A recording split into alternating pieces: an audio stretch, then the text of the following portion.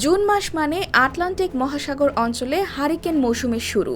এবছর পূর্ব আটলান্টিক মহাসাগরে সৃষ্ট হারিকেন বেরিল অত্যন্ত বিপজ্জনক রূপ ধারণ করেছে। দক্ষিণ পূর্ব ক্যারিবিয়ান উইন্ডওয়ার্ড দ্বীপপুঞ্জের দিকে ধেয়ে আসছে বেরিল। ন্যাশনাল হারিকেন সেন্টারের বরাত দিয়ে সংবাদ মাধ্যম ওয়াশিংটন পোস্ট জানায়, বেরিল ক্যাটাগরি 4-এর হারিকেনের রূপ নিয়েছে, যা বার্বাডোসের 200 মাইল পূর্ব দক্ষিণ পূর্ব থেকে পশ্চিমের দিকে অগ্রসর হচ্ছে। মূলত হারিকেন এক ধরনের সামুদ্রিক ঘূর্ণিঝড়।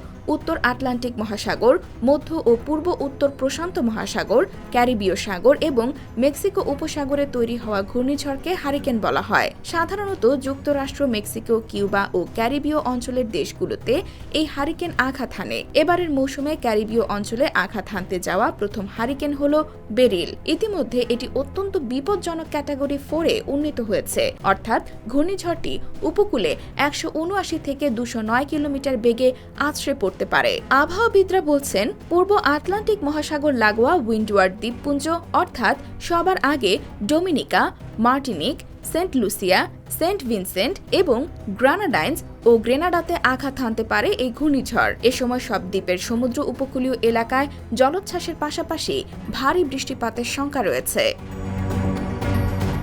IBTV USA, new York.